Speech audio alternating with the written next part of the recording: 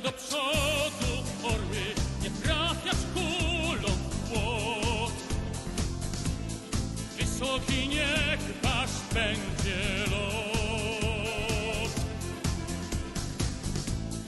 Z nad Wisły Bugu, Odry, bojowy płynie zew. Wiernych kibiców gromki śpiew.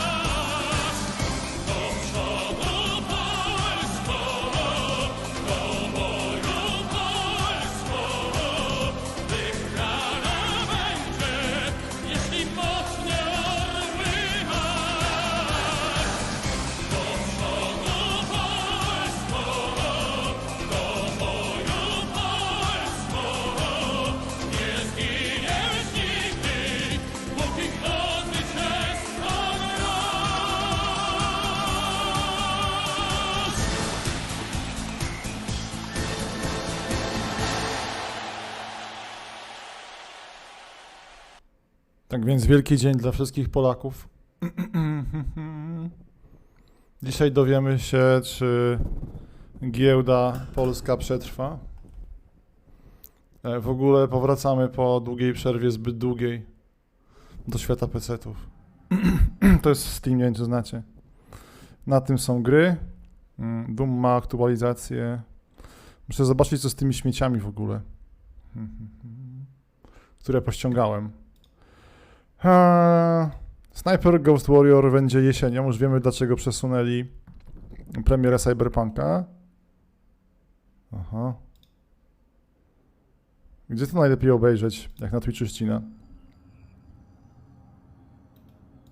Że z J-owcem. No jaki jest, to bardzo chętnie.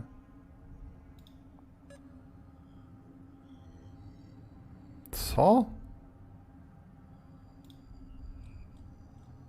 Wydaje mi się, że to jest 30. Co się stało?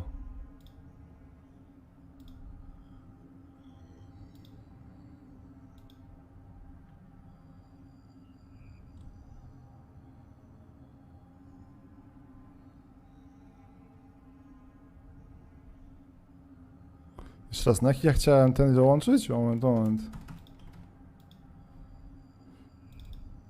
Nie mogę się cofnąć z tego, jest jakiś gówno program. Moment.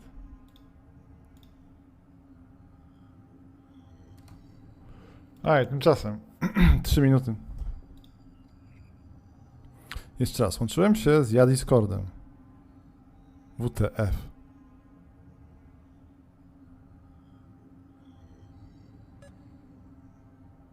Żeby zmienić luty? Aha.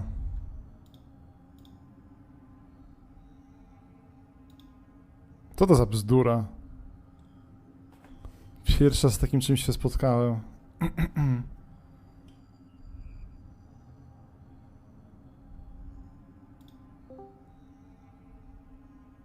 Oj. Jakby był J-owiec, jakby chciał ten... Wbić to bardzo chętnie.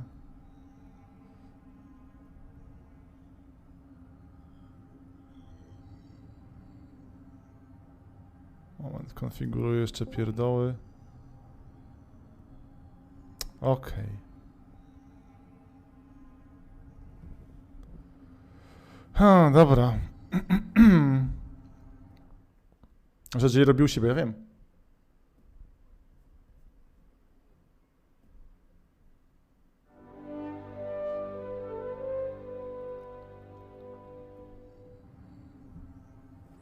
Jak ktoś potrzebuje jakiegoś środowiska, dokumentujemy to. Dzisiaj wielki dzień.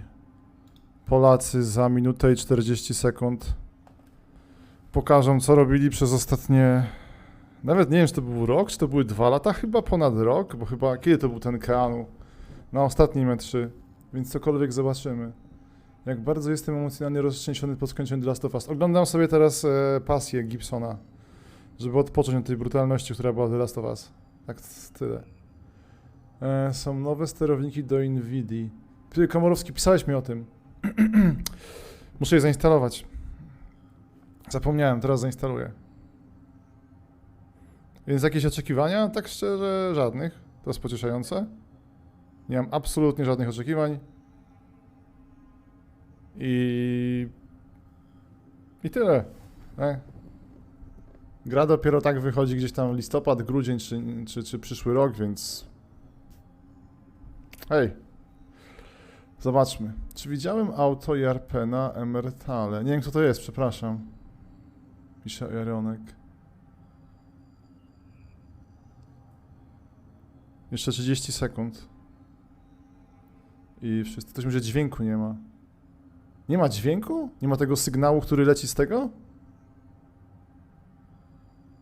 Dobra, ktoś jest ten, okej. Okej, wystraszyłem się, przepraszam.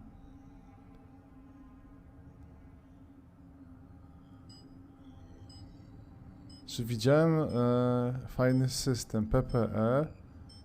Chodzi o ten Ghosty Tsushimy? Mogą być fajne. Okej, 30 minut i Fire End.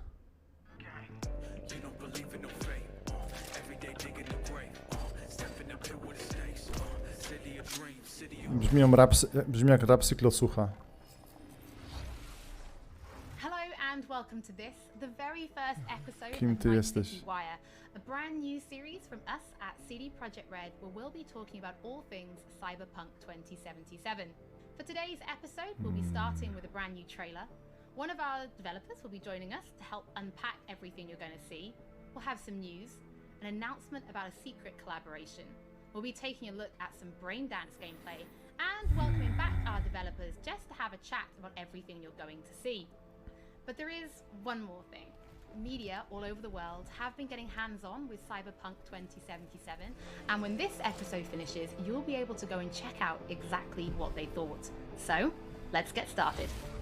It is time to take a look at our brand new trailer, and after that, our lead quest designer Pavel Sasko will be joining us, because I've got a feeling you're going to have a few questions after watching this. Straszne lanie wody już się zaczyna. Let's take a look. Znaczy, że może będzie ciężko. Czyli jesteśmy tylko dlatego. Ten trailer, to będzie wszystko, tak? Love this town. The city of endless opportunity. Ready to get your cherry popped? Yeah, come on. City like any other, just bigger. Nah, mano, not just any other city. Legends are born here. The major leagues. We're only here because Dex is pulling the strings. Doubt that puts us in the same league as them. But we are. They just don't know it yet. But if you got the cojones and you know how to use them, you can do damn near anything. Unless you catch a bullet. Even then, you go out with a bang, right? You know, you can make heaps more eddies as a motivational speaker. Yo, Mr. V, a pleasure. So what's the gig, Dex? You meant to come out in one piece? How about we go over the plan? There's this prototype tech, a biochip to be precise.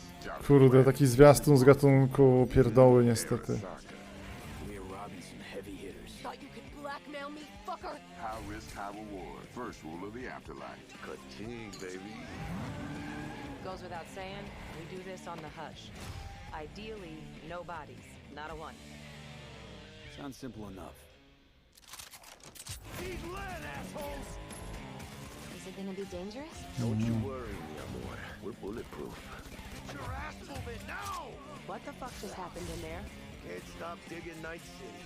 Fucking Major Leagues. Happy now, Jackie? Yep, that's fucking high! Chcecie głośniej? Jeszcze myślałem, że za cicho, przepraszam. A to już... To? Dix, what the fuck? Hey, Can't gameplay. risk it, V. And you. Who are you? Fuck.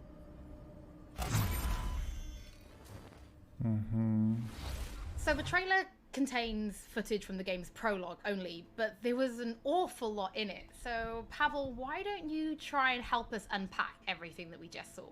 Oh yeah, I mean, absolutely, I can try. So, what you have just seen is only the prologue of the game. So that awesome stuff is only happening in the first few quests. What the trailer shows you is really our stage, the Night City. You know, this gigantic city built of 6 completely unique districts, to bez sensu. surrounded by the 7th one that we call the Badlands. As a player, Okay, jest you gameplay. are meeting Jackie. Jackie's your friend. Now, they together are trying to reach out for something that is very precious. They are trying to reach out for this chip of immortality, this gateway to eternal life.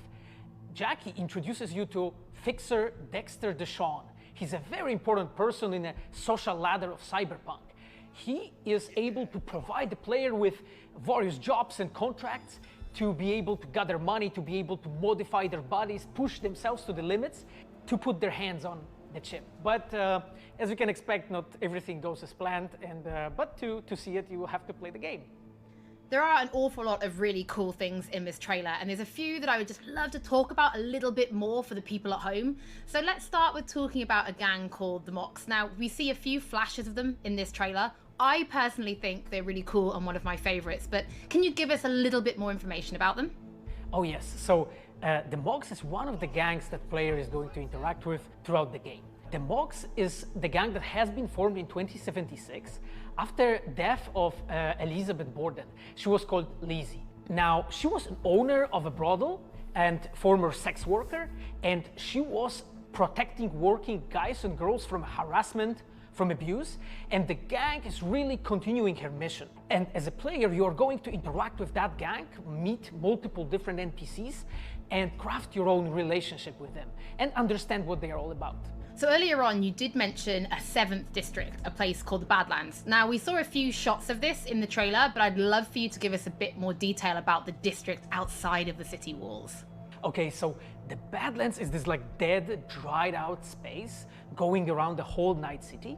And as a player, you'll be able to traverse that space in your car or motorcycle. This is a space that is inhabited by the nomads. Pop Nomads up are living the in game. different families, and they are traveling across that space in convoys made out of the cars and motorcycles. And as a player, you'll be able to traverse and access different type of open world content that has been prepared specifically for you to get that awesome feel of the Badlands as an area. In the trailer, we also saw like a completely metal creature. Now, he didn't look like he was from the Maelstrom gang. This looked like something else. So please tell the people at home, who is this giant metal monster? Okay, so that big dude, that was Adam Smasher. He has been introduced in pen and paper in Cyberpunk 2020 by our senpai Mike Pondsmith. Adam Smasher is a fully converted cyborg.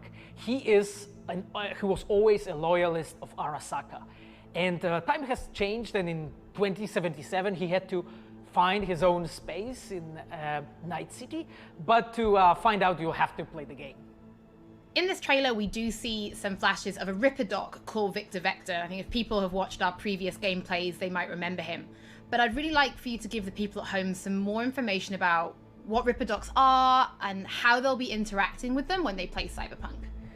So Ripper Docs in our game, they are surgeons. They are like a specific type of a job in the social ladder of Cyberpunk. They are accustomed and specialized in replacing limbs to the metal ones. They can basically update your body, enhance your body, change you into this walking war machine. And as a player, you are going to meet different kind of Reaper dogs in the game, craft your own relationship with them. Some of them are like important characters for a story. Through that, you will invest eddies that you're gathering to turn your body into this tool that allows you to survive on the streets of Night City. Pavel, thank you so much for joining us. I know you'll be back later in the episode because you're going to be helping us to analyze the Braindance gameplay. But before that, we do have some news to share. Earlier in the year, we announced that if you pick up Cyberpunk 2077 on Xbox One, you'll be able to play it on Xbox Series X when the console launches. And just in case you missed it, it will be the same for PlayStation players as well. If you pick up Cyberpunk 2077 on PlayStation 4, you'll also be able to play it on PlayStation 5 when the console launches. And that's not all. There will be a free upgrade for Xbox Series X and PlayStation 5, but we'll have more details on that soon. To Night City. Before we reveal our first look at the Braindance gameplay and welcome back our developers for a chat, there is just one more thing we want to announce. Something that we've been working on in secret for a while. We are very excited to announce our partnership with Studio Trigger and Netflix to bring you Cyberpunk Edgerunners, a standalone anime set in the Cyberpunk universe, which we've been working on for some time now. Edgerunners is due to launch in 2022, but for some more information, let's go to the team in Tokyo.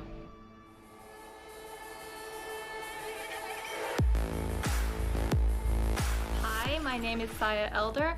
I am the Japan-based producer for Cyberpunk Edgerunners. What I do basically on this project is that I am a fixer, to put it in the words of the Cyberpunk universe. We are a game company. We are a bunch of nerds, and wherever there are nerds, there's going to be anime fans.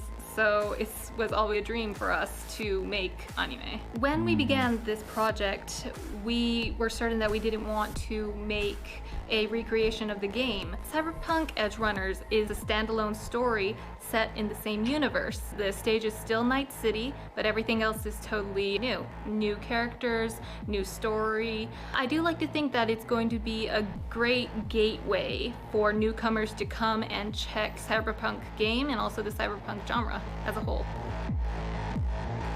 Right now we're in Nakano, which is one of the biggest anime meccas of the world. I'm going to take you to Studio Trigger right now because we have the wonderful opportunity to talk to the dream team that will be bringing you this anime. こんにちは。トリガーの代表取締役の大塚です。監督の今石です。キャラクターデザインを担当する吉成です。ゲームのサイバーパンクのファンの方、今回初めて触れる方両方に満足していただけるようにアニメを作るつもりです。よろしくお願いします。今回はそのサイバーパンクという僕らが10代の一ファンにしか過ぎなかった頃に生まれたジャンル、そういうジャンルのものをまた、時代が何周もして作れるというのが非常に楽しみです。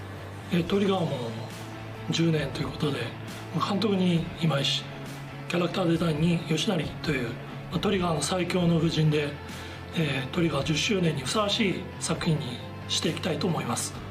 お楽しみに。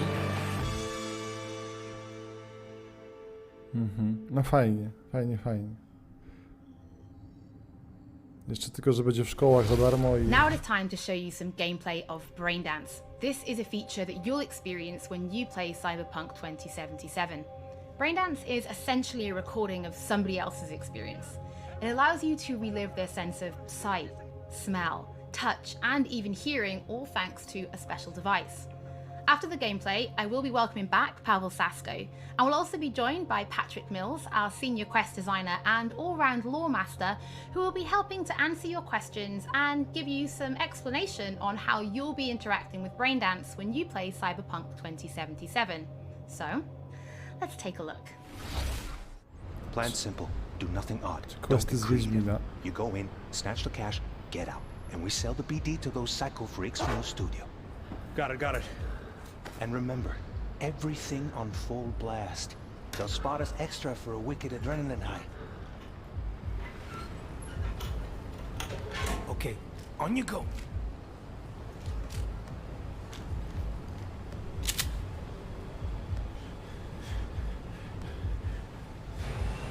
Down! Everybody! On the ground! I want to see you kissing the flooring! Money! Now! Or I will fucking drop you, I swear to God! Well, yeah, hey, now, before I blow your fucking head off! Okej, to jest filmik w grze, tak? Z tego co rozumiem. Tak, i teraz będzie śledztwo z gatunku Geralt. Slow, deep breaths. Your cortisol and adrenaline spiked, but the soft activated your hormone blockers. Nothing happened. You're alive and well. That was too much. Could feel the guy's pain, his stress, his hope. Hope wrapped up in something else. Mm-hmm. Probably took a booster just before. You'll be fine. Got everything set up? Let's switch over to editing mode.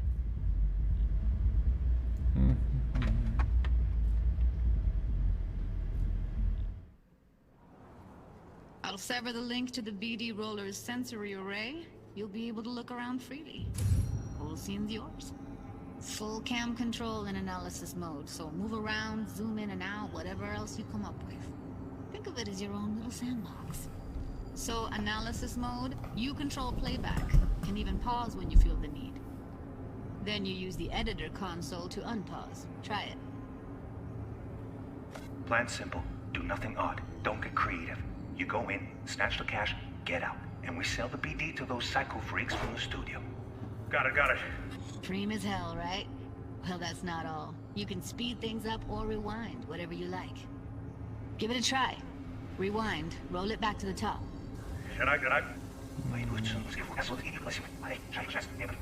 All good, neat. Now try fast forwarding a bit. Plan simple. Do nothing odd. Don't be creative. You go in, snatch the cash, get out. Okay. You can also reset the recording. That'll take you right back to the beginning. Try it.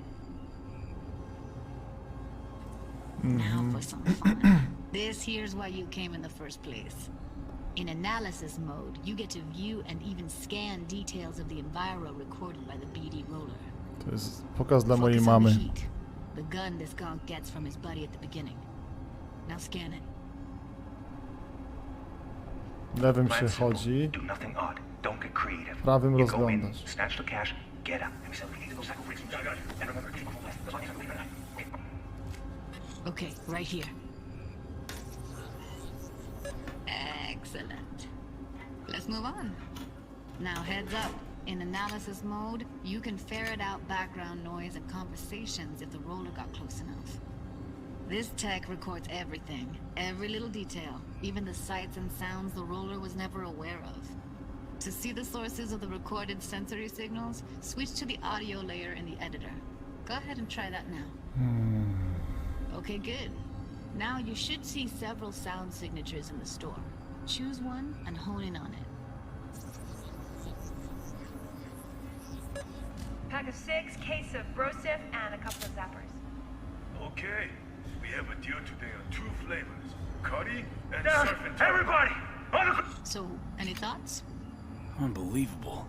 Seriously, like what's happening right next to me. Yeah, it's how BD recording implants work. They pick up everything, all the elements in the background. Then an editor tweaks them, makes them pop. Keep playing with the sound, explore it a bit. We'll move on when you get bored. Wanna see you kissing the flooring? Money! Net! Sometimes you can analyze extra layers in the raw, stuff the roller's cyberware picked up. Fajnie, że widzimy interfejs w końcu. Ev's got Karoshi optics that grab infrared, meaning you should be able to grab heat signatures from her recording. Huh. Hella nice. Scanning works on peeps, too. Walk up to the wounded chick. Try scanning her. Alright, next thing. Scroll forward to the part where our artist gets a lead injection. Where I will fucking drop you, I swear to God! Well, hey, now, fucking head off!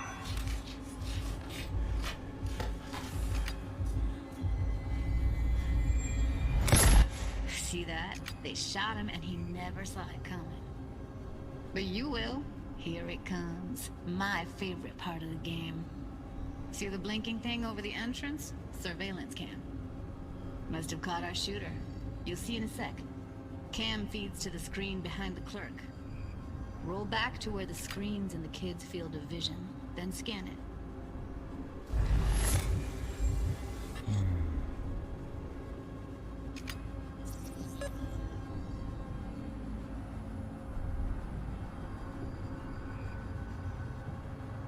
His own chumba shot him. Probably planned to all along. Must have got a nice slice of cred on the black market for a BD like this. BD freaks are ready to pay a preem for a real flatline. Anyway, if you've seen enough, you can exit.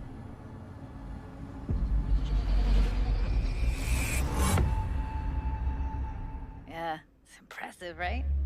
It's too bad most of the BDs we do here are only good for flogging the log. So braindance is a pretty big part of the cyberpunk universe. It's not just something used for adult films. There is an awful lot to it. And there's two sides I'd really like you guys to help me explore. First is the lore, so how this actually fits into the universe, and then there's the gameplay side, so how players will be interacting with it. So Patrick, could you tell us more about the lore of braindance? I would love to. So in the world of Cyberpunk 2077, braindance was invented way back in the early 2000s at UC Santa Cruz. It was developed as a way of recording a person's experiences and then playing them back for someone else so that they could relive them as though it was happening to them. It was originally used for things like therapy and prisoner rehabilitation, but by 2077 it's become this global media industry, including things like movies, mass entertainment, things like that, video games, some interactive things, and of course adult fare as well. Now, in our game, we deal a lot with black brain dances, or XBDs as we call them, and there are different types of those, but the one that you saw in the trailer just there was a flatliner. Now that's where the person recording it actually dies during the recording. And it's popular with sort of an illicit kind of a thrill, but a mercenary can also use them for various things, and you'll see that in the game, of course. And from the gameplay perspective, we have been working a lot throughout last years trying to figure out the best way how to use the braindance in the game as a mechanics. So what we have settled on is this braindance editor mode.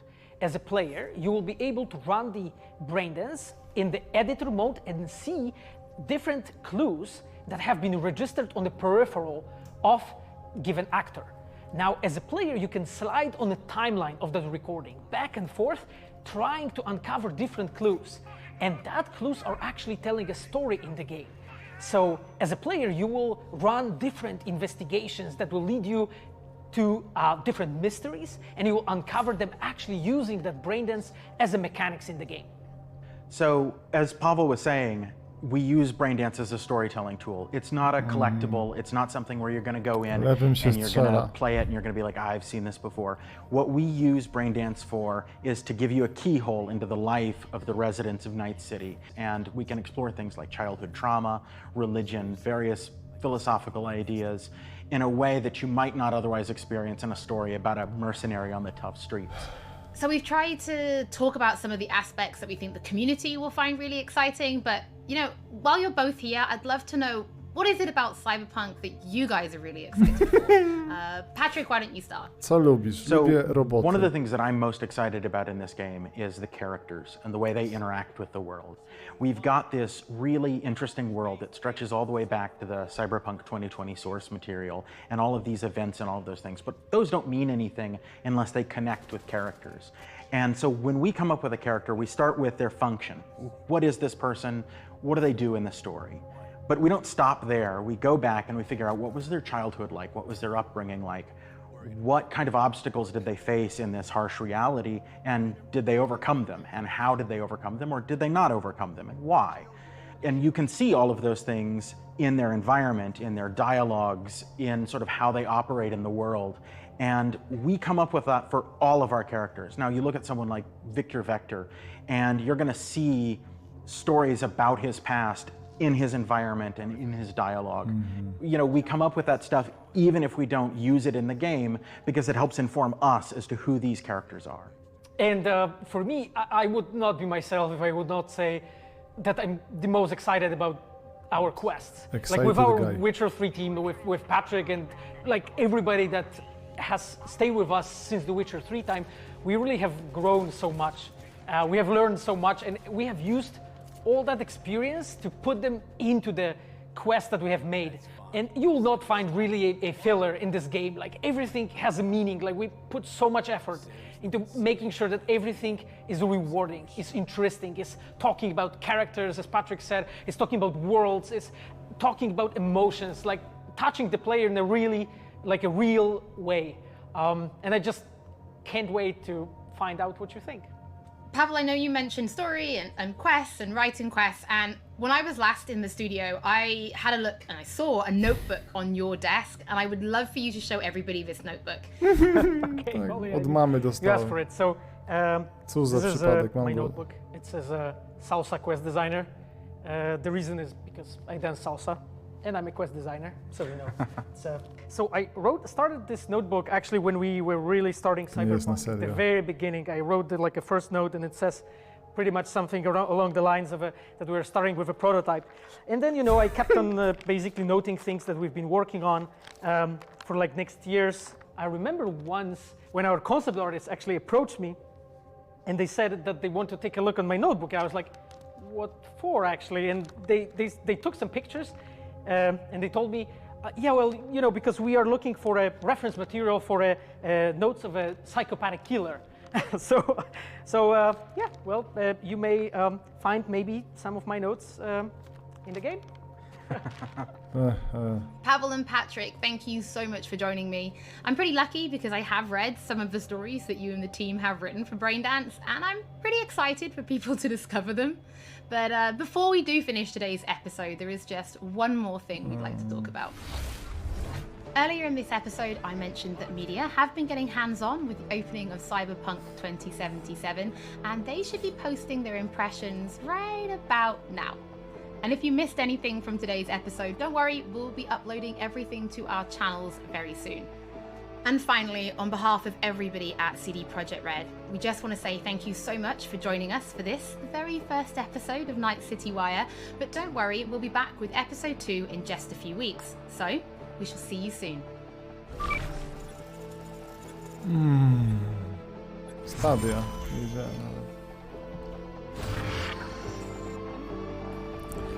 Fajnie, fajnie, strata czasu. Obejrzeć tylko zwiastuny i tyle. Poznaj moją rodzinę. Episode of Night City Wire, but don't worry.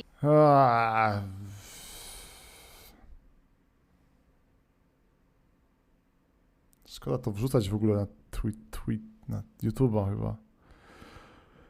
No widzimy, że gra coś tam chyba już działa, tak? Ale strata czasu straszliwa, że podkręcają, a tak, rozumiem to z punktu widzenia wszystkiego. Ale to było tak bezwartościowe.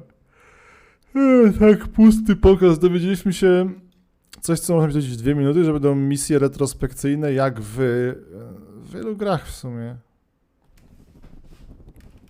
Więc spoko, tak. Ale oprócz tego masakra.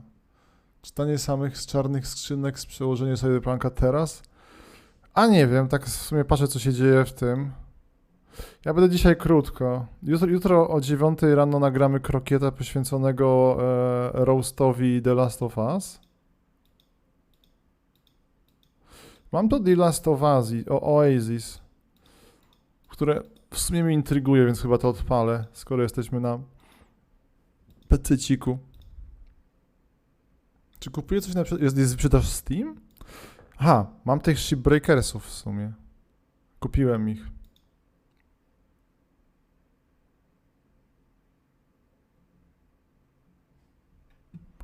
Crysis jest jak było za 5 zł to bym kupił. Desperados 200, Guerrilla Collective.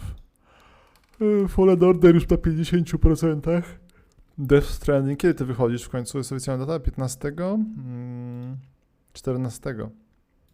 Może być fajne. Czy to Last of Us skończone? Jak się spało po wczorajszym głębokim zakończeniu? Jezu, cieszę się, że mam to za sobą. Ale ogólnie masakra. Obiecałem, że w czerwcu kucyki, co? Będziemy chyba, położy się następny miesiąc. Czy przemyślałem życie? Już nigdy nikogo nie zabiję. Chyba. Jezus, Calls of the Shogun są za 20 zł. Shadow Tactics, przepraszam. Blades of the Shogun. Gracze tacy jak ty uwielbiają. Czego nie obiecywałem? Dokładnie. Okej, petycja, żeby zmienić historię The Last of Us 2. Genialny pomysł. Historia jest najmniejszym problemem tej gry, moim zdaniem. I co, są przeceny, tak? Elder Scream Skyrim za 70 zł jedynie. Wow. Football Manager za 100. Bannerlordzik 20. W dół. Jest coś ciekawego? Czego nie mam? Dawać błoto. To zaraz. Tylko domknę nagrywanie tego dziadostwa. Dziadostwo. Ale może pokazali coś ciekawego. Zaraz. Zobaczmy, czy pokazali coś ciekawego redakcją. Quality Gaming Content.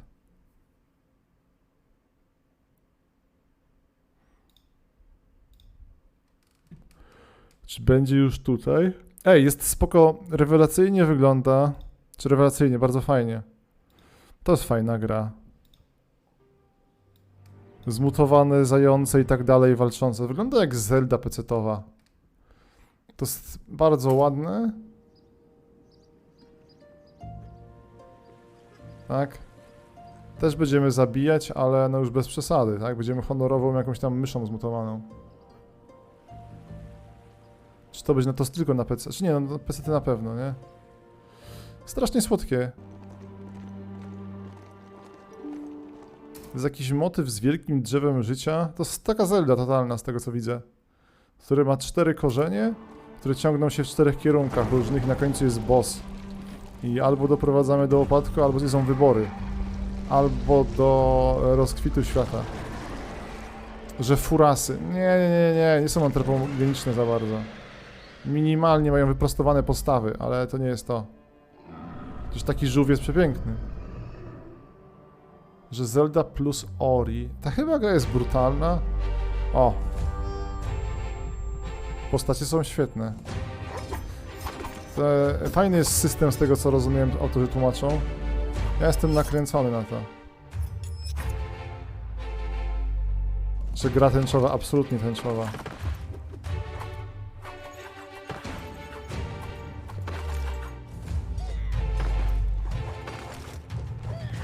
Nie, zwierzaki są ekstra tutaj. Że Dark Souls dla dzieci, mi się wydaje, że bardziej Zelda. Ale walka może być soulsowa, zobaczymy.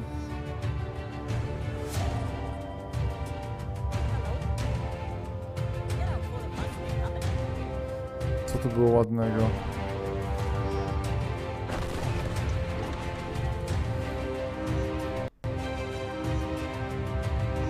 Frakcje, etc. To może być mały kombajnik. Bronie palne, różnego rodzaju buildy. Czy pamiętam zające, co tam była realistyczna fizyka walki? Tak, wyszły i wyglądają tak samo jak w becie, tylko są etapy. Nie warto było w skrócie. A fizyka, cały zastrze fizyka, no walka fajna tam jest. Złowieszczy zajc, super. Podoba mi się to, może być lekkie, łatwe i przyjemne.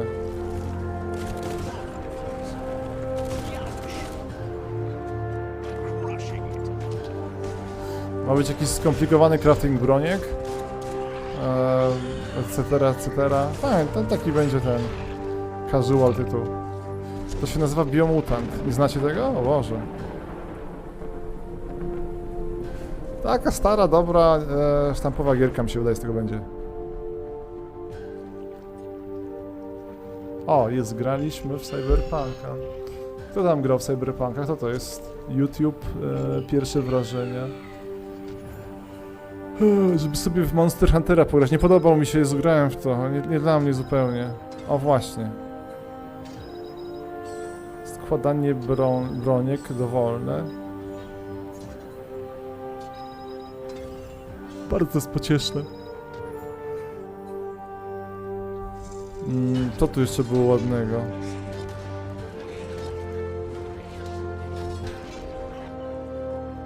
Mnóstwo umiejętności. Nie wiem, czy pokazywali gdzieś konkretnie rozwój postaci.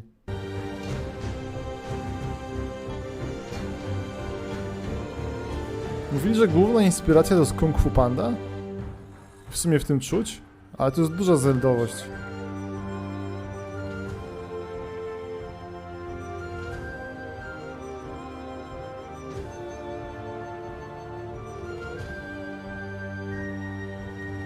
Fajnie, fajnie, że nad tym siedzą.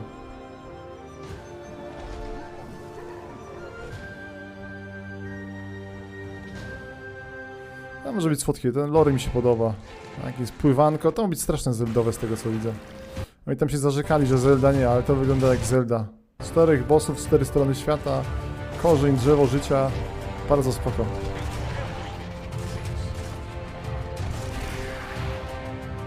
Zobaczymy. Ale wstępnie słodkie. Tak, bardzo ładne. Czy te gameplaye, które wypływają z Cyberpunka, tam wklejacie, one to są gameplaye, czy... Zobaczmy, tu jakiś zachodni człowiek grał 5 godzin. Aha. Morda. Okej, jest coś ciekawego. Jest panel... Tego nie pokazywali już? Tworzenie Lachona i człowieka? Chyba to niestety już było. Kurczę. Więc boję się, że chyba nic nowego pokazywać nie mogą. To ze zwiastuna wszystko. Tak, chyba tylko pozwolili im pozwolili im pograć, nie nagrywać. Chociaż moment, tutaj latanko. Nie, może moment, tego nie było nigdzie. I o tym, że nic nowego oprócz wrażeń. Latanka samochodem chyba nie było. Nie? Chyba, że się mylę i to było w tym poprzednim tym. To było teraz, tak? To strzelanko takie słodkie. Chyba dostali tylko zwiastuny do przemontowania. Było, okej, to było, przepraszam, dobra. Czyli takie no niedobrze, ja mogę to nagrać. Mi się wydaje, że wiele by nie wyszło, że ściemniam. Okej, to szkoda. No to fajnie ludziki macie. Dobra, zobaczmy kilka gierek. Jedną z nich jest... No i to dostała restart update. Że można teraz restartować grę, rozgrywkę i nie restartuje się gra. Czy mam monitor 4K? Nie.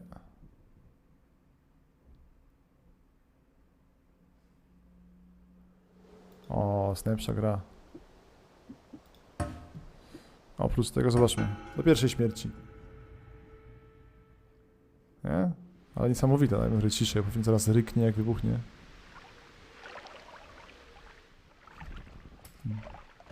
Ale hype na Cyberpunka jest niesamowity. Podejrzewam, że będzie coś takiego jak... Oni mogą teraz brać przykład z tego, co robi Sony. Jak sobie radzi z kryzysem.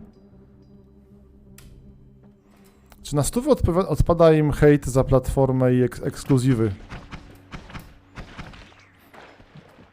Bo wychodzi na wszystko chyba, oprócz Switcha. Więc najwyżej Switchowcy dadzą 0. Czy odczuwam jakieś super zmiany swoją drogą? Chyba nie.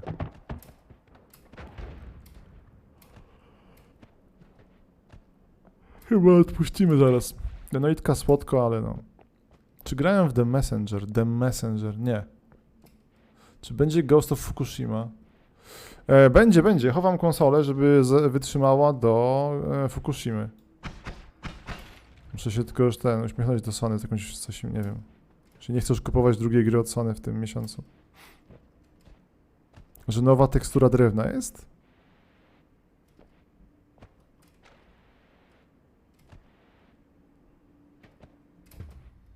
Tam coś dziwnego się dzieje, a 2 się zmutowały uliki. Jest jak miło grać w 60 FPS-ach. Zapomniałem jak to jest. Ale to jednak jest... To jest future. Tu będzie po prostu tak, duży pożar.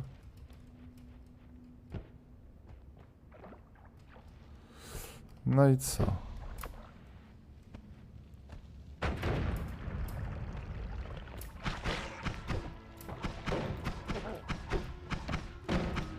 Ładnie mi sieknął.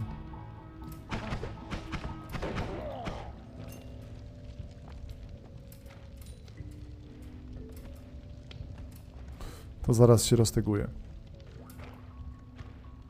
Że Sony mi gry nie da? Dlaczego? To nie zależy od tego. To, czy tam Sony da, czy nie da, zależy od widzimisiów Albo koniunktury influencerskiej chyba. Aha. Jezu, gra z prawdziwą fizyką. Brakowało tego.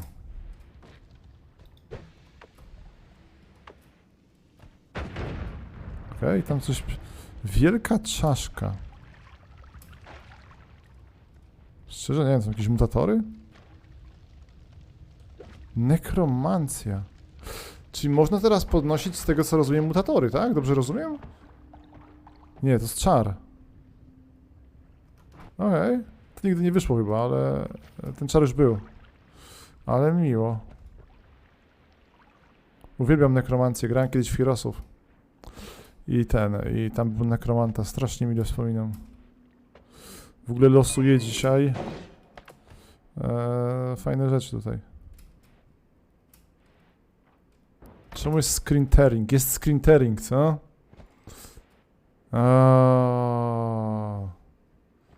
Dobre pytanie, czemu jest. Momencik.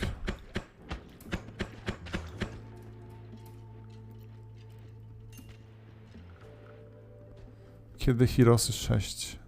Lipiec. Moment, sprawdzam, z czego to może wynikać. Dajmy w takim razie ilość FPS-ów na taką.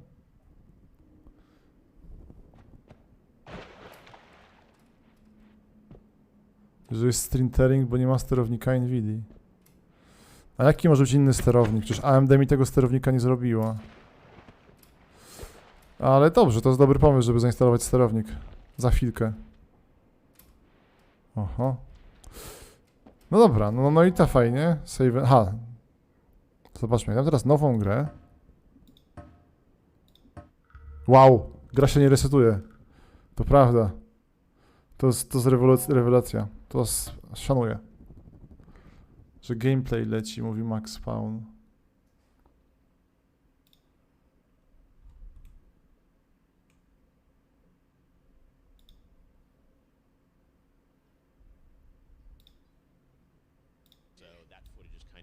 So again, completely different missions based on life paths. So you really sort of get 3 games here in one. And obviously they intersect at certain points, but you can do 3 unique playthroughs with different story content in them, which is just it's kind of insane to see. I think everyone obviously gets the same core missions. The brain dance that we'll talk about when we get to footage of that. That was a really interesting experience, sort of playing through that. But again, everyone has sort of different parts.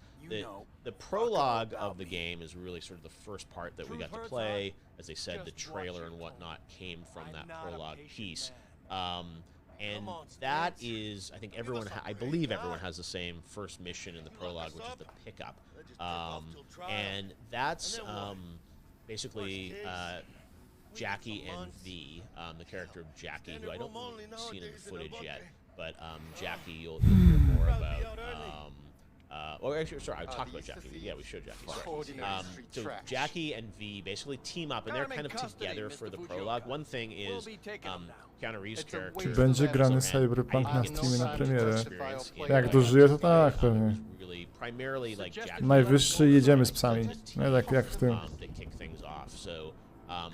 Jackie and V basically start the game and go through a lot of the prologue together as sort of plans, and they're looking to kind of enter the mercenary world in Night City, and then Dexter Sean, who you guys saw I think last year in the E3 trailer, guy big smoking cigarettes, stuff like that. He works with them, and they kind of work together on this sort of initial heist. So that's sort of something that they need to kind of figure out and work together on. And that's really where sort of like things start out. Everyone has a bit of a different playthrough based on kind of who you are, but you make choices, and that's the thing is with this game, like there are multiple ways to go through things. There's side missions, like you would expect from a CD Projekt Red RPG. Z tego co widziałem, to bardzo mi się nie podoba ta walka. W sensie to jest strzelanie do worków na amunicję. gameplay was the All Foods Factory. It was, very combat oriented. That I'll get to talk about if we get to show some footage of that. To jest chyba to, co widzieliśmy niestety. But it's you can stealth through a factory, you can engage in combat, you can shoot your way out, you can go a bunch of different ways, but there are definitely some stealth things, and there's a pretty fun training mission. Że było jechanie i strzelanie. Jak to się tutaj robi? Tak, widzimy tutaj. Tutaj Geoff się pojawił. And it's not just, 3 of the characters. Serious when I came in. You said this you were market, sure. and you basically play through, and again, it's like I can talk about the weapons and. Okej, to są te Badlandy. This looks like is a nomad playthrough. So this is not content that I actually got to play because I picked. Że będzie i jak easy z auto-aimem na easy. Nie no. Mi się wydaje, że to będzie podstawowym problemem to, że będzie jednak worki na amunicję.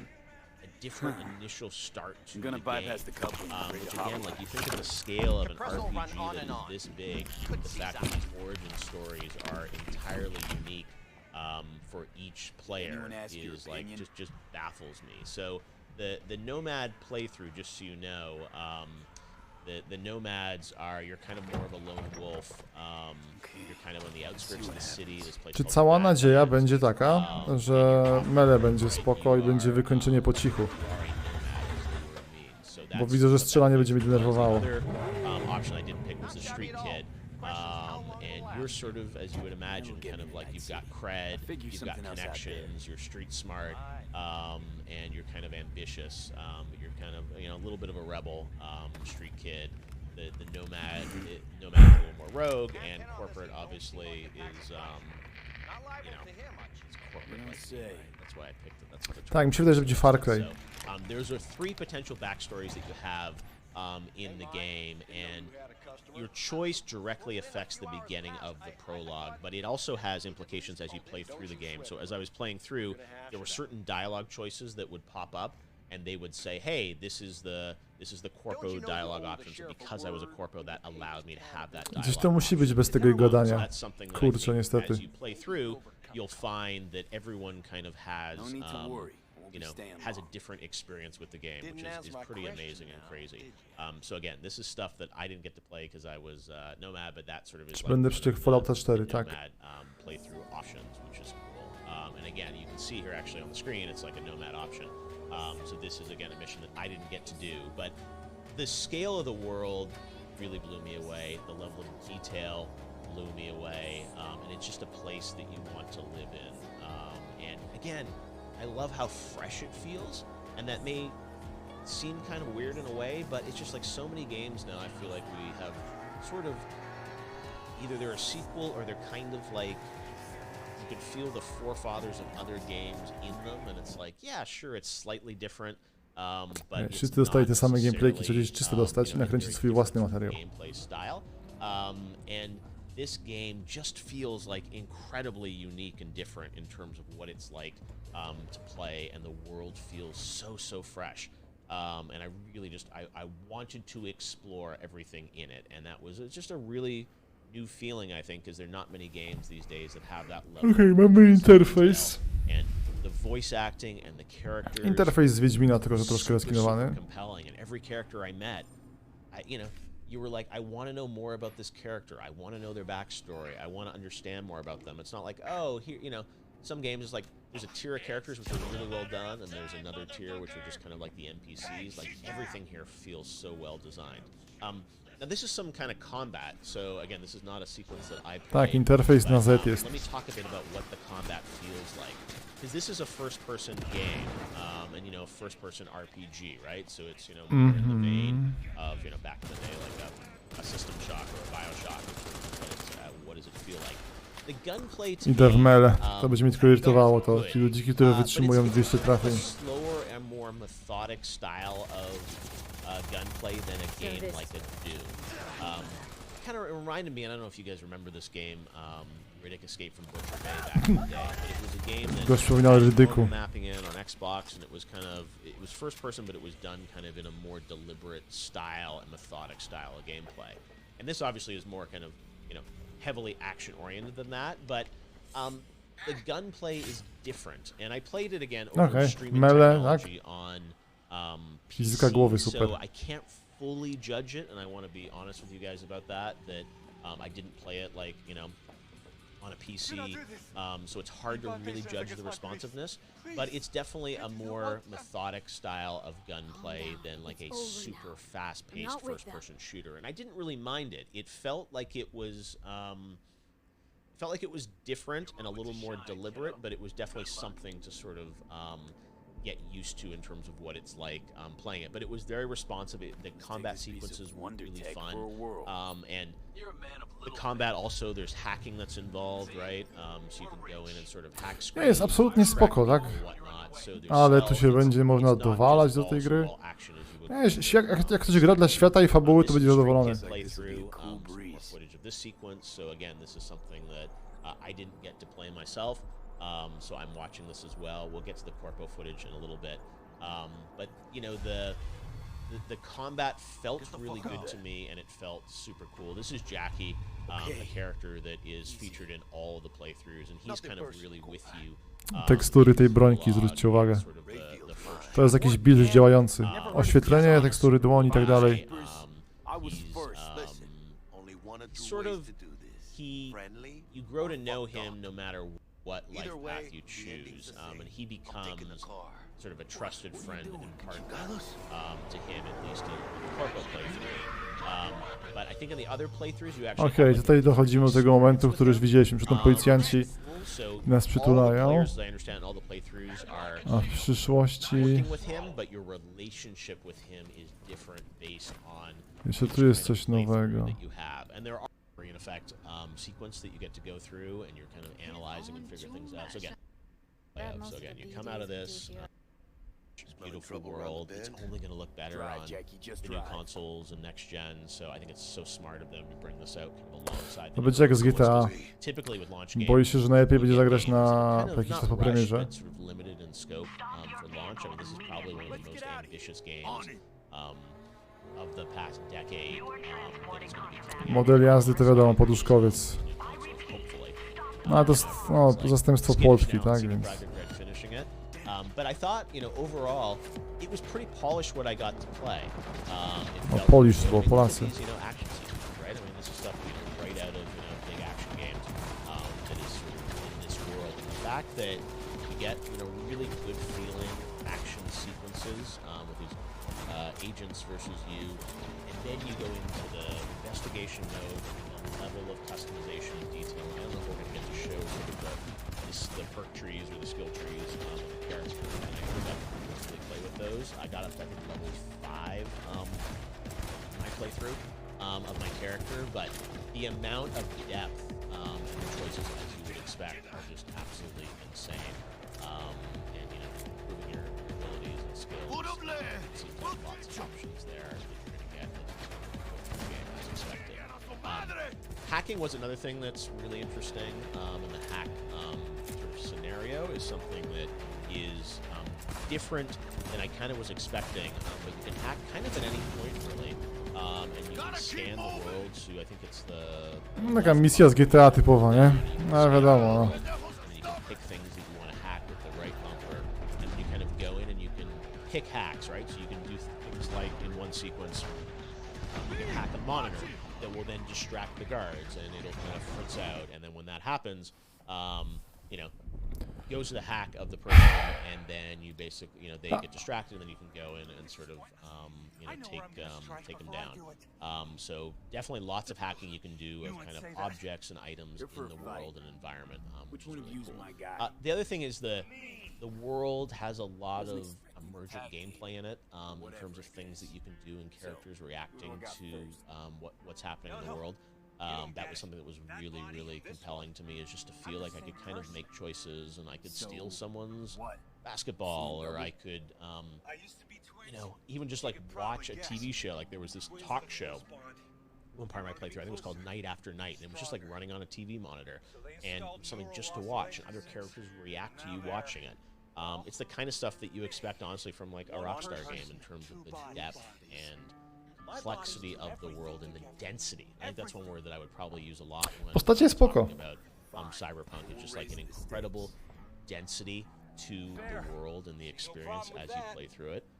It just felt like, again, every character was someone you wanted to meet, you wanted to know their story, and the entire world felt really lived in, right? I mean, sometimes there are open world games where it's like there's kind of a core path, and then, you know, there's kind of the side characters or the NPCs which weren't really fleshed out. And this game, it's like everything feels like, I mean, the amount of art that went into it and the character design just like blows me away. Like, it's literally a game where I would want to walk down every block and go into, you know, every store and meet every character because there's just so much going on in it. And that's a pretty cool feeling to have when you first start playing a game, is that you want more of it, and you don't want to necessarily just force yourself down the you know, critical path. As I mentioned, like Johnny, you didn't even meet him in the game so far, right? So it was really kind of a story about Jackie and Wszystko było w Wiedźminie na razie, nie? Ale spoko. Walka wręcz. So, you know, I the CEO of CD Projekt Red last year at E3, and he said that Keanu's character, Johnny, has the second most lines of dialogue in the entire game to V. Czy Wiedźmin miał FPP? Był mod chyba. Ale oficjalnie TPP, wiem, że to jest żart, ale no, w lewym dolnym rogu mamy ten, jedzenie, tak?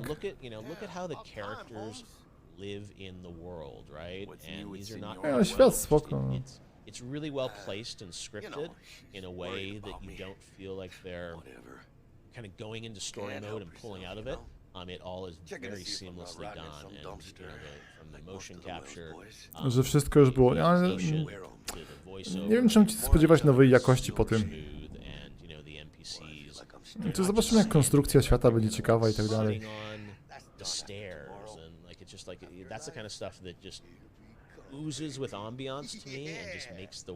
Spadła mówi, żeby to było fajne. To będzie fajne, to będzie spoko gra, tak? Będziesz sobie miał do wyboru. Tam u innego streamera będzie fajnie, ja sobie zhejtuję. Ale się pewnie przejdziemy, chyba że będzie jakiś skopany gameplay, bo... This is not necessarily my playthrough, this is just a look at sort of a sequence from the game. And we're entering sort of afterlife here, as you can see. Że nie będzie tak słabo jak The Last of Us 2. The Last of Us 2 jak na klon Gearsów jest spoko. Ale, o Boże. You can spread your points across 5 core stats when you sort of first set up your character. Żeby było fajne skradanko, też liczę na to. No ja będę robił builda na skradanko i ten dobre zakończenie, nikogo nie zabija i tak dalej.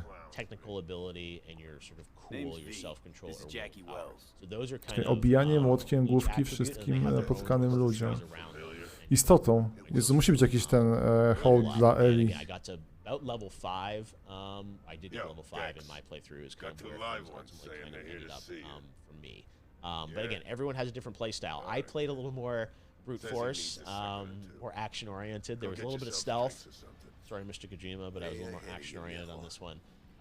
But it was really fun. Again, look at this like Afterlife Club. Look at the characters and look at how it how well placed and how żeby fabuła nie robiła debila. Tak, to jest ważne, co Kamil odpisze. To jest najważniejsze.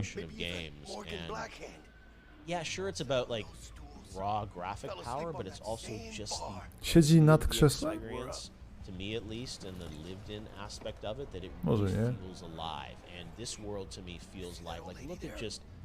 The animations in the background, the characters and the screens and the lighting and all this. And again, you know, we had seen screenshots of this game for so many years. We're like, yeah, it looks cool. Those are że lepsze lokacje w Star Citizen, oczywiście. Nawet nie chcę z tego zaczynać. The game and the experience. And look at these characters, how they talk to you, and it's just like phenomenal. And this is the kind of game that I think is going to become this living world, right? And you think of just the core story experience, but then you know, down the road when they figure out, I'm sure, how to do things that are more multiplayer and experiential around all this stuff, like ciekawa jaka jest technologia mord. Wyglądają spoko. Mordy w Wiedźminie mi się podobały. Że mordy takie seks, tam przekaz nadzieja. I'm sure there's lots of people who are posting this footage on their own. It's not the person that does it. But it's really, again, cool to see. Look at this, like even interactions, right? You can pick, take a drink, talk to these guys, and everyone reacts in just such a realistic way. Woda brzydka. I'm kind of honestly blown away by the scope of it, and also a little scared that it feels so. Że po The Last of Us, tak, The Last of Us było super ładne, było giga ładne, ale to była liniowa gra. Więc tam The Last of Us było ile tak naprawdę? Załóżmy 10 super dokładnych modeli, tak? Te wszystkie Joele, Ellie i tak dalej. I potem wiadomo, jakiś tam duplikator NPC-ów, przeciwników. No a tutaj tych ludzików będzie dużo, one muszą mieć z generatora. I wygląda spoko. Czy było coś o Mass Effect Remasterze? Kiedy jest ten dzień Mass Effectu? Wtedy może być coś powiedziane. So raw and real, just kind of like releasing a bunch of gameplay footage to us to just kind of check out. And again, the Night City Wire was great as like a produced piece, but I hope you guys are just. Okej, to jest to, co wszyscy mówili, że już było, tak? Nie, dobra. So even here, you can go, grab that guy's ball and throw it out, and all this is like, this is your choice in your playstyle, right? These are not just like cutscenes that you're kind of watching. 7 listopada jest dzień tego. Aha, to nie. And again, the scale and scope of the world, it feels so fresh. And I gotta say, the whole technology angle for an RPG, like first person, like this is exciting to me. This is not, not traditional swords and sorcery. I mean, this is really like, it's GTA meets Blade Runner meets a little bit of Skyrim. I mean, it's got all those pieces. Tu jest ludzik, który rozkręca ludziki, tak?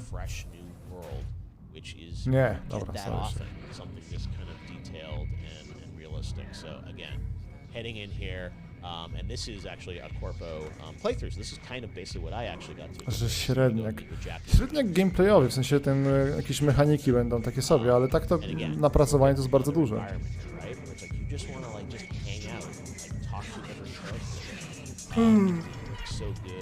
Tak, dodatki będą najfajniejsze. Chyba że wypali im to GTA Online tutaj. Dobra, kurde. Będę szczery. To trzeba pograć, teraz takie niestety trochę nudy. Nie ma nic takiego fajnego jak na przykład Kerbale.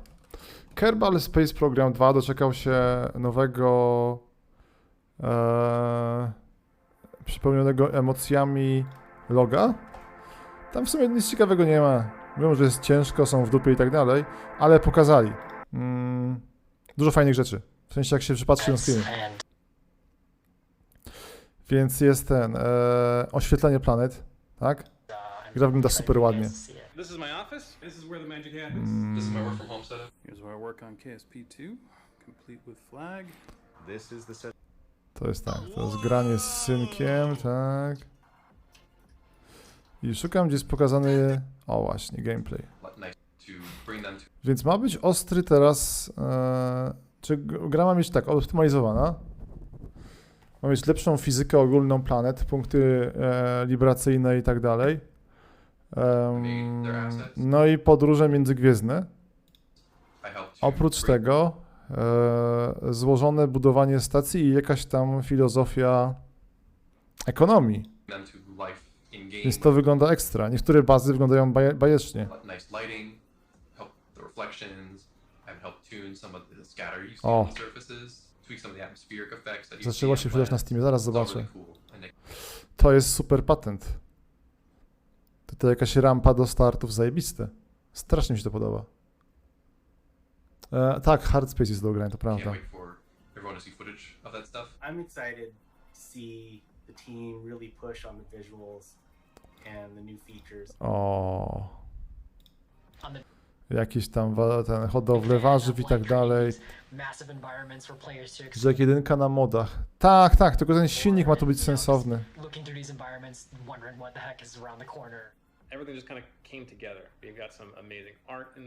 To jest to Kerbale, tak, 2 w przyszłym roku niestety dopiero. Ta baza wygląda ekstra.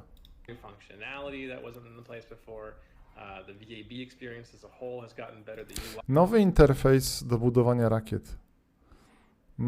Oni brzmią sensownie. Jestem bardzo ciekaw, czy będzie jakie możliwości da.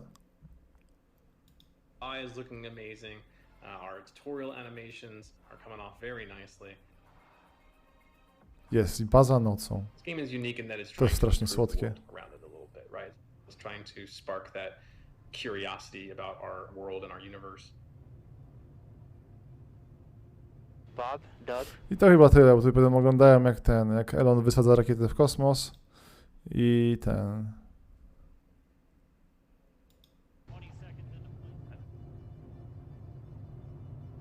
Kurde, jest dużo... Był ten poprzedni wywiad bardzo fajny, gdzie tłumaczyli od czego zależy, że bardzo starają się, by odzwierciedlenie fizyczne takich rzeczy jak dzwony tych rakiet i tak dalej było realistyczne. Tak samo jak na przykład kolor tego, co wylatuje, zależny od paliwa. I są bardzo sensowni.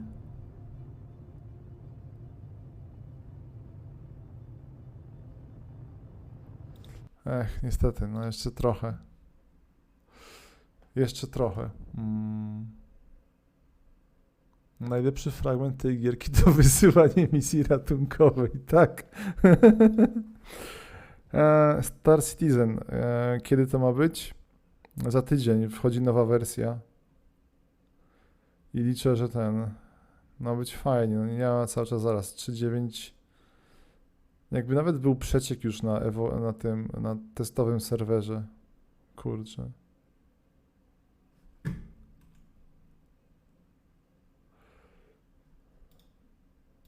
Też z Krzysztofowa. Więc są ciekawe tytuły. Teraz tak, co ja mam?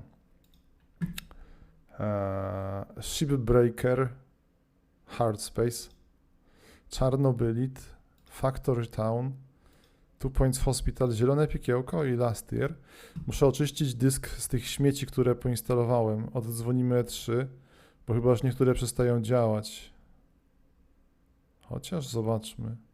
Nie, cały czas można chyba je ograć. Nie, Programmer Dungeon jest do kupienia. Niektóre tam widzę znikają. Tak, niektóre się skończyły. Sea of Craft, Secret Government. No nic. Po ile był w Krakowie? Dzisiaj nie patrzyłem. Maliny były za 14 zł. Za niestety małą kobiałkę, czy jak to się nazywa. Że Griftlandsy. Zaraz. Griftlandsy ja chyba to mam niestety, tak? Grift. Na szczęście nie.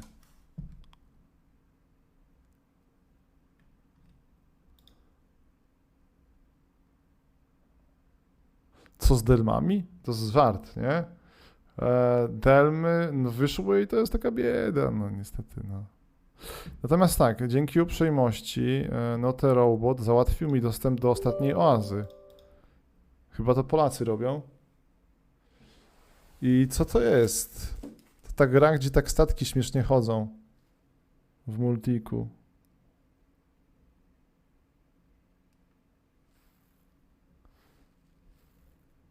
Co z PUBGiem? No dla mnie trochę martwy. Kurczę, niestety.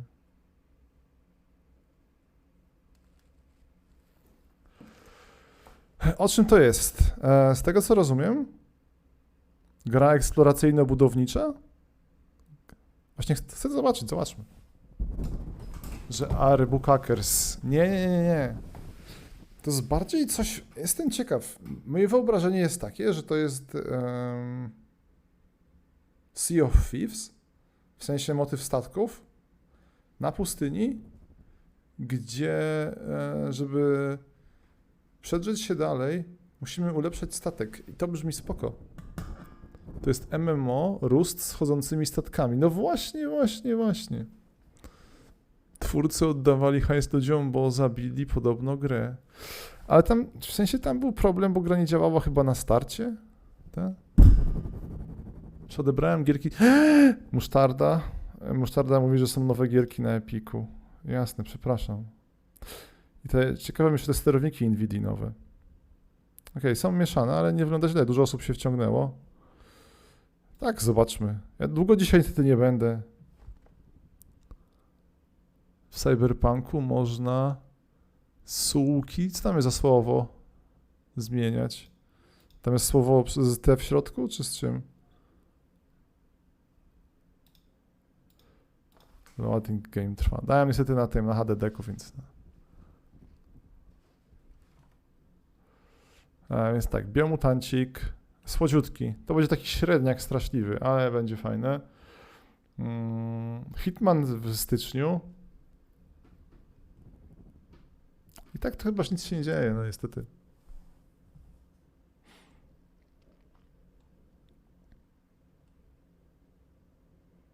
Astroneer jeszcze jest, Automation. I coś tu się pobiera tak na ostro. I pobiera się Outer Wilds. Jakiś paczunio. Ciekawe.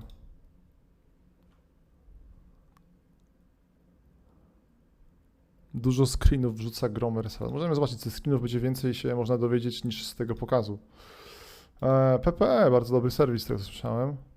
Wrzucił mnóstwo zdjęć. Diament, który wciąż trzeba jeszcze szlifować. To będziemy słyszeli przez jeszcze długo po premierze.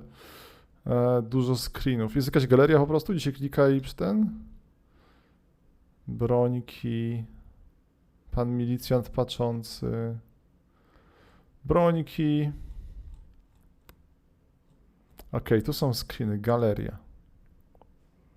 No, to wygląda ekstra. Tak? Piksel, kompresja. Że te screeny są podrasowane. Może są z PC-ów.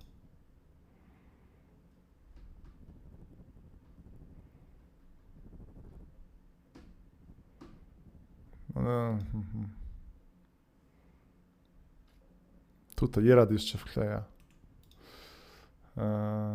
Tu macie screeny. Nibel wrzuca. Okej, to są screeny z generatora screenów. W sensie to nie są... Właśnie są in-game, ale wiadomo, pozowane dziadostwo. Wygląda dużo ładniej niż na tym, co było.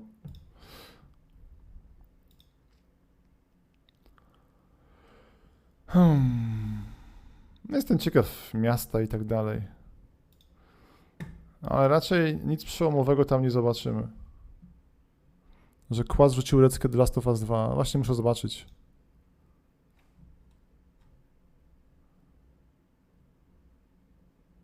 Ciągle nie wiem, o czym jest ta gra. To jest prawda. Twarz gościa na pierwszym obrazku. No, przerobiony jakoś, tak.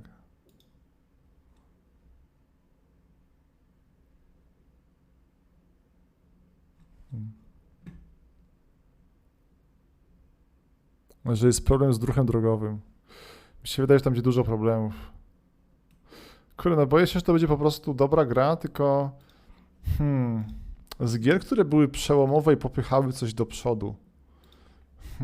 Czy jest taka w ogóle opcja? Kurde, przegrałem na tym złomodysku, się instaluje 200 rzeczy teraz. Ten Last Oasis się odpali za miesiąc. Który Halo z przeceny kupić? O! Halo, co? Nie wiem, już nie mogę powiedzieć teraz Halo po tych latach, niestety. Przecena, moment. Zacznijmy od tego, że może coś fajnego będzie. Letnia wyprzedaż. Uwaga, klikamy i co? Przedmioty z... Zobacz wszystkie... Nie, coś się nie dograło. Nie interesuje mnie przedmioty, chcę grę kupić. Nie, to jest jakiś ekran? Tak, są przedmioty, przepraszam. Okej, to nie o to chodziło. Terraria jest 11 zł. Borderlands 3 120. Age of Empires, tylko strasznie słabo przecenili. Kurde, za 50 bym sobie wziął, żeby mieć na Steamku. Outward z dodatkiem za 57. Czas za opowieść o myszach. Barotrauma. Mam tą grę o rekinie jeszcze. Rekin od tyłu.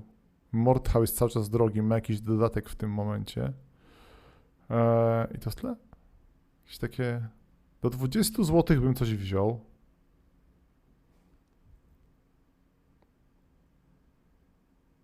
Może Plague Tale jest spoko. No mnie intro już znudziło, ale zakładam, że jestem ten biedakiem. Ciekawe, czy Just Cause 4 jest sensowne? Jest jakaś wersja teraz reloaded? Jest wyjść z dungeonu. Zero Caliber na VR-y. Twoja lista życzeń. Ta gra jest ciekawa. Za 300 zł. To jest współczesny harpun, czyli symulator wojskowy. No jest ciekawe, ale no. Nic więcej. Space Engineersi są z Deluxe? Co do bulwy? Moment. Co ja czytam? Czy Lara za 20 zł dobra? Która Lara? One są słodkie takie, no. Za 20 zł można kupić. Ciekawe, co z tymi Space Engineersami tutaj się dzieje. Nom Galaxy, o tym też dużo słyszałem, ale nie tego. Indeks, kurde, nie jest na przecenie cały czas. Skyrim tylko 69 zł. Detroit 100.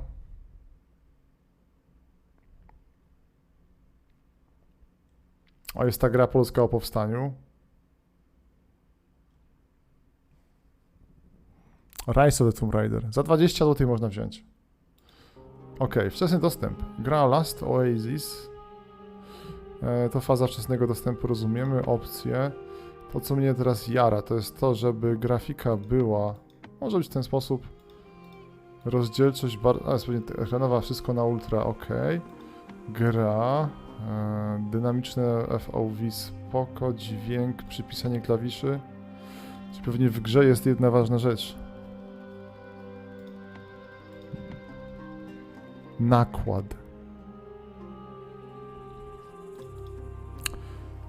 Dlaczego nakład? To jest overlay?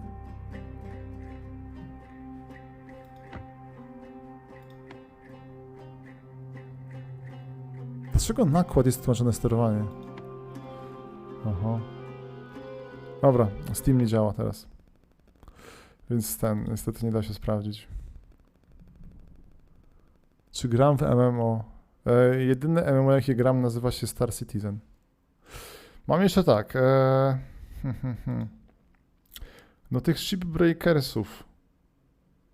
Tylko chcę zobaczyć, czy oddać, czy nie oddać. A tak mam realnie jeszcze z 15 minut i będę spadał.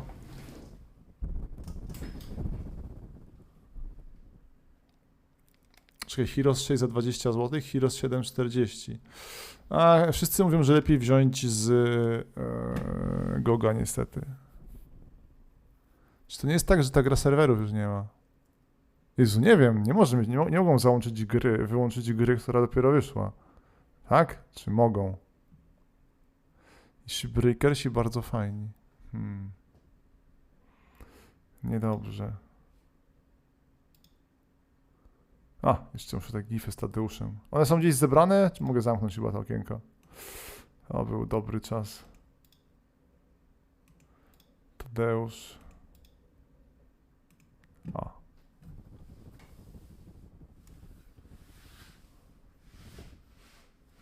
Że Steam dziaduje. No nie, tak mi się wydaje właśnie. Czekaj, The Hunter, Child of Wild. Mam to The Huntera, ale to jest gra o zabijaniu To jest gra dla Januszy Myśliwych, nie? Hunter. Zew dzikiego strzelania do zwierzątek. No co wy?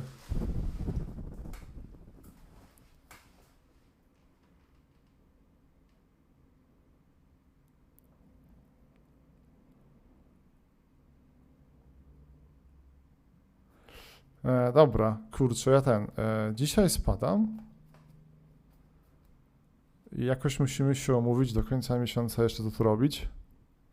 Jutro rano będzie krokiet, ale raczej będzie spoilerowy krokiet do The Last of Us. Gdzieś bardzo wcześnie, koło 9, 9:30. No i tyle. Resztę w niedzielę będę na Nvidii chyba, w weekend w ogóle i tego. Czekaj, bo mnie pozwą. Kto mnie pozwie, co się dzieje? Czekaj, wujka Janusza ma kapturzysta, który jest myśliwym. Ale strzela do ludzi, czy nie? Czy w lipcu będą streamy? Raczej tak. Zobaczymy. Nie wiem, co będzie w lipcu. Tak? Ciężko mi powiedzieć. W tym momencie. Dobra. To tyle. Ja idę sobie tam zobaczyć, coś te cyberpunki porobiło, ale chyba nic ciekawego i zmykam, a teraz pozdrawiam serdecznie.